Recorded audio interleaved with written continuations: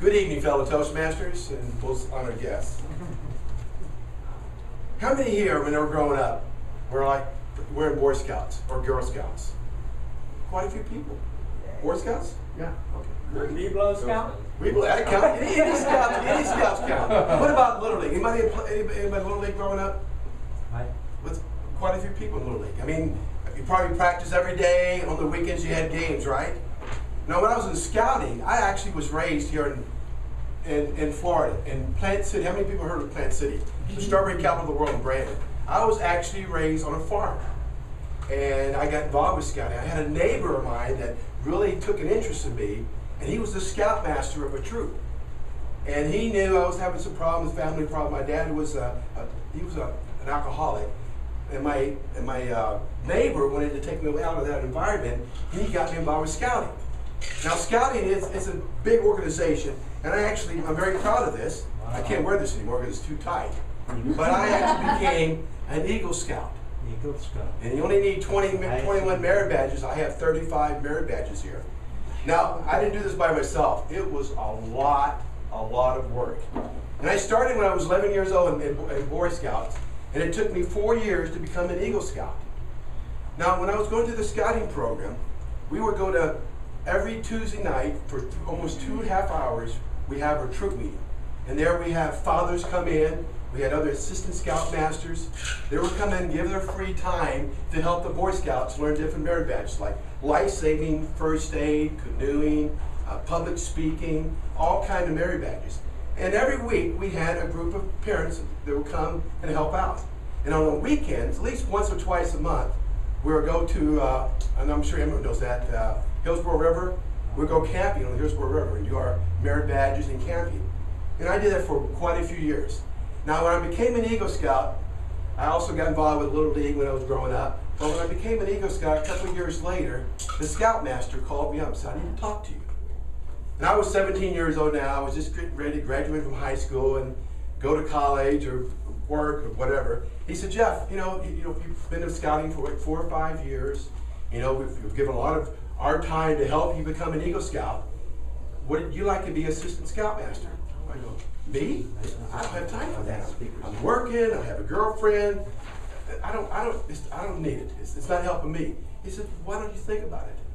Well, it kind of stuck with me, and I never, for the next 2 years, I never got involved with scouting. I pursued my working at the restaurant, going to school, and then 2 years later, I joined the Air Force, and I was stationed in London, England. A great assignment. I was 20 years old, and I was reading the newspaper, and the base commander wrote an article. We need a scoutmaster for the base. And I was thinking back, Mr. Allen, my scoutmaster, saying, hey, why don't you give back? Why don't you become assistant scoutmaster? And I was thinking, I read the article, and they said they need someone to go camping with the boys. And the scoutmaster was actually leaving, going back to the States. And that time in England, I was a young guy. It was my first assignment overseas. I had a British girlfriend that was a nurse. She was hot. I worked every weekend. I went traveling. I went to Scotland, Ireland, Wales. I had no time for scouting. It was all about me. And for that year, that's what I did. On my days off, because I worked every day, 12 hours a day, but when my weekends came, it was my girlfriend and I heading out to Scotland, Wales, all the places we wanted to go. But one night she was saying, hey, you read this article and you kind of cut it out. But what are you thinking about it? And I said, well, I don't have time for that. She said, I think it'd do you good. Why don't you help out as assistant scoutmaster for this troop? So I called the base commander up. He interviewed me. He said, yeah, you'd be great for it. You're a former Eagle Scout. And I volunteered to be the scoutmaster of this troop. We had 65 Boy Scouts. And that was a lot of work. I gave up a lot of my free time. Every Wednesday, 2 hours after work, all the scouts will meet together and we do merit badges and do different classes. And then twice a month, we'll go camping. So my weekends, two of my weekends out of the month, away from my girlfriend, was helping the scouting program. But I realized how much rewarding it was. I remember, I look at all the fathers and the assistant scoutmasters that helped me through the 4 years to earn all these merit badges. And I thought this would be a great time to give back. And I worked really hard at it. And then I continue on being the scoutmaster. I went from London, England to New Jersey, Washington, D.C., Tokyo, Japan, Seoul, Korea, and I became a scoutmaster at every base I was at. And for 22 years, I was a scoutmaster. I really fell in love helping the younger scouts. And I'm proud to say that, you know, it's really hard to become an Eagle Scout. Out of 100 scouts that join scouting, only 2 actually stay with it and earn their Eagle Scout badge. And I helped over 125, we had other people helping too, them achieve the rank of Eagle Scout. But it was a very rewarding experience. You know, I joined Toastmasters in Tokyo, Japan. In 1984, when I joined Toastmasters, I didn't have a clue what Toastmasters was all about, but I knew I had to join Toastmasters because I was a supervisor of the flight line. I had 39 people working for me. I had to speak, and I had a hard time. I was scared to speak in front of people. And my commander says, I think you need Toastmasters. And I said, sir, I don't drink. He said, no. You need public speaking. If you want to go to the NCO Academy, and it's a 12 weeks course, and if you don't have any public speaking experience, you're not going to pass. So I joined Toastmaster. And I was kind of like Jill. The first month I joined, they needed a treasurer and a sergeant at arms. So I didn't show up one night and I got elected as the sergeant at arms and treasurer. But they helped me. I mean, it was kind of a supporting group there in our club. We had over 60 members, and majority of them were about 50, half of them were Japanese and Americans. And I really got into it. I go, what would I get myself into?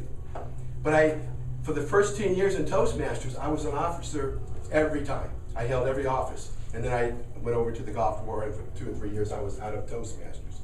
But I thought, wow, this is a great experience for me to be a leader. And even though I became an officer right away, Jill, like you were, people helped me along the way.